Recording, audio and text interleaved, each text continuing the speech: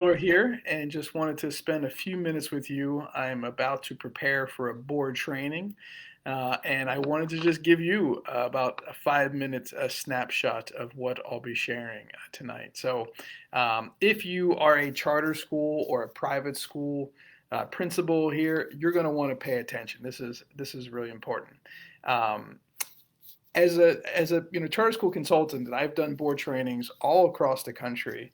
The one question I get most often is how do we make our board meetings shorter and more productive, right? Because that's what everybody has in common only one thing, and that's time.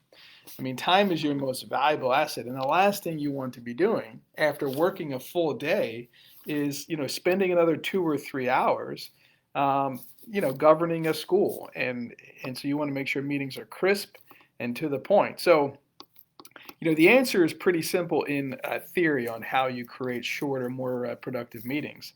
But getting there takes focus, right? And also understanding focus on what is most important, your priorities. And so since 2012 now, so eight years, almost 9 years going to be, I've been researching and studying the most effective governance practices. And in the last 5 years, I've actually been on a board, and I was board chair for 2 of those years. And here's what I've learned. And I think you should write this down. If you get a second, get a pen right now, write this down. If you do not prepare on the front end, you will be repairing on the back end, right? If you're not preparing on the front end, you're going to be repairing on the back end. And what that means is that if you don't spend time preparing and setting up for a purposeful, intentional, productive meeting, you're going to have a long, drawn out meeting that's not going to probably lead to the best results, right? So the key to facilitating an effective and a purposeful meeting, it really starts with creating the monthly agenda. And so, who sets the agenda, right? Who sets the agenda? And I believe that the agenda development process is a creative process, a collaborative process between the head of school and the board chair. Now, when is the agenda set? I think that the agenda is set. It starts at the end of the previous meeting, right? So when the October meeting ended, we should have been at least drafting out what are we going to talk about in the month of November. So at the end of the meeting, as the board chair, I took 5 minutes to say, okay, hey, what were the key things that we talked about tonight that is going to need action next month? So we'd write those down.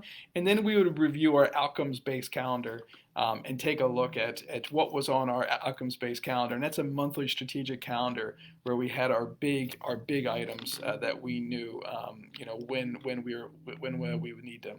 And if you'd like a copy of it, message me or put a comment in here, and I'm happy to send you one, or you can go to our website at lbleaders.com and track one down. So you're going to review the outcomes-based calendar. So at this time, the chair or the secretary or the vice chair, I mean, whoever you appoint should have an outline, or the head of school, an outline of what we're going to be already talking about next month. That's the initial agenda. Now, within 2 business days of that close of that meeting, the chair and the head of school should meet, virtually or physically, to determine what went well at the meeting, right? What conversations went well, what discussions went well, what needs deeper, discussion. If something went long, like how do we make sure that the committees are more involved, or how do we make sure we ask better questions and get to a better result? And then we start to look at, okay, what are the priorities? Like, what things should be on this next upcoming meeting, right? So at the end of that time together, a full draft, a typed out draft should be ready to go. So that means within less than 3 or 4 days of the board meeting, you already have a draft of the next meeting. So then the next step is to send that draft to the full board for a review and ask for any feedback. Right now, when one step that I missed, when you have that outcomes-based calendar, like, hey, finance committee, you've got a quarterly deep dive, and academic excellence, you're going to be, sharing on this, or hey, we have a report from our, PTO. I mean, whatever, because it's already on your strategic calendar that you built, right? So when you send out the draft, like, everybody knows like what their reporting expectations will be.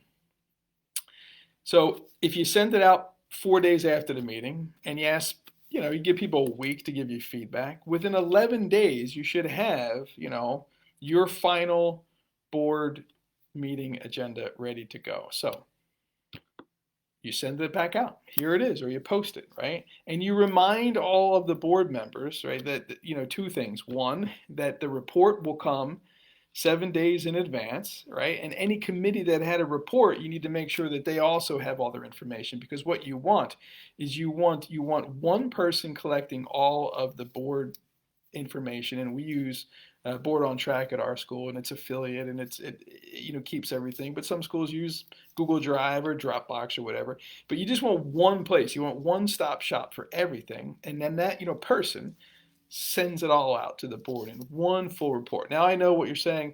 Well, it's not always possible to get all the reports. Okay, so let's say you meet on a Tuesday. You can have a conversation as a board. Okay, by the Friday prior to the meeting, whatever it may be. But you get all those reports 5 to 7 days ahead of the meeting. One person sends it, right? And that's there's plenty of time, right? There's plenty of time for board members to open the report and to read it and to gather any questions. Now, here's the key, principals. You need to reach out to those board members individually and say, hey, did you get the report? Did you read the report? Do you have any questions of the information there? Because I want to make sure that I meet all of your goals and I have all of your questions answered prior to getting to the board meeting, because the last thing you want is to be caught with a gotcha during the board meeting, right? You want to know. It's your job. When I was the executive director of a school, I would reach out to those board members and I would make sure, did you get the report? What questions do you have? And if they hadn't read it yet, well, when can you read it by? Because I'd really like to talk to you about a couple of things. Okay. So that way, when you get to the meeting, everybody's good. You're on the same page, and it's a board meeting. It's not a head of school meeting. So the head of school report might have a 5-minute overview of the top of the waves of what's happened in the school. Anybody have any questions? No, here's the things I need action on, and you move forward, and you create a streamlined process where honestly, you train the board members to read and be prepared and ask questions and not just open the board report on the night of the meeting. Now, real quick, I'm just going to spend about 60 seconds here. And I always do this. I always, for some reason, wait until the very end to focus on the priorities. But what should be on the agenda? Now, so the Pareto principle, right, states that a small percentage of your input generates the largest output. So as a board, as a board chair and a head of school, when you're back there, 24 days ago, meeting about what should be on the agenda, you need to tackle the big rocks, okay? When you're writing the agenda, you need to say what 1 or 2 things are most important that we decide this night, right? What do we need action on? What is the information we need? And all that other stuff is just fluff, to be honest. Like you need to eliminate, distractions. Because think about it. The principals, probably already put in 10 hours that day to get to the board meeting, and your, board members have been working all day as well. So you don't want to spend a tremendous amount of time. You don't want to have 45 minutes of board meeting before you get to the important stuff. So that stuff should be in the early stages of the meeting. Eliminate all that other, distractions. And, I believe every minute that you spend engaged in a trivial many is a minute that you failed to spend on the vital few. And if the information in the board meeting doesn't tell me as a board member or inform me like how we're getting to our goals, like how we're going to reach our goals or our long-term plan, it doesn't belong at the board meeting. Give me a hallelujah for that, right? If it doesn't inform me on the progress we're making towards our long-term goal, it doesn't belong at the board meeting. So really, really prioritize, because asking board members to think strategically and make $1 million decisions after a full day of work and 2 hours into board meeting is just a recipe for disaster. They're just going to be cranky and it's going to be long. It's going to be a lot of dialogue. and nobody's going to decide. Now, that's a whole other part of how you get there. We've got lots of information of how you drive board committees, how you engage them, how you set goals for them, how you make sure that they're actually doing the majority of the work, because the majority of the work should be done in between the board meetings. It shouldn't be done at the meeting. That time that you spend, that 60 to 90 minutes that you spend per month, should be really focused on deep, on like high level thinking, right? A little bit of discussion and action, because all the deep dive, all the deep work should have already been done during it. And so, one more tip to make sure that you add on your agenda a time for every topic. How long do you want to spend?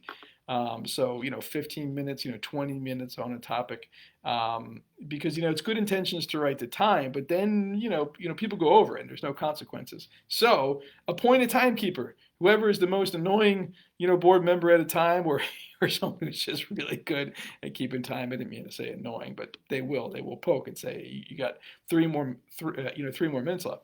Because if you get to that time and you haven't voted or you haven't come to a conclusion, you probably need to table it, because you need to go back and get more information. So I give you the permission to table discussions and go back and get more information. So I'm Tom Miller, and I believe that there's no other singular variable more important to the health and the vitality of a charter school than the way that it's governed. And it really, begins and ends with the culture of the board meeting. And it's serving on the board is no small task, because every single decision in some way or another affects children, right? So you want to make sure that that meeting is focused on the right thing. And as someone who's watched multiple schools, fail and close, I can tell you that every failed school you can trace back in some form or fashion back to that board, right? Either a decision they did or did not make created that ultimate failure. Because remember, non-action is still taking action. So hopefully this was helpful. If you want more help with organizing your board and organizing your board agenda, I would love to help you. You can reach out. You can email me at tom@lbleaders.com, or go to our website at lbleaders.com and schedule a one-on-one, or click on the board training information, and we will get you there. We will get you to very focused, streamlined meetings. Thanks, everybody. Have a great day.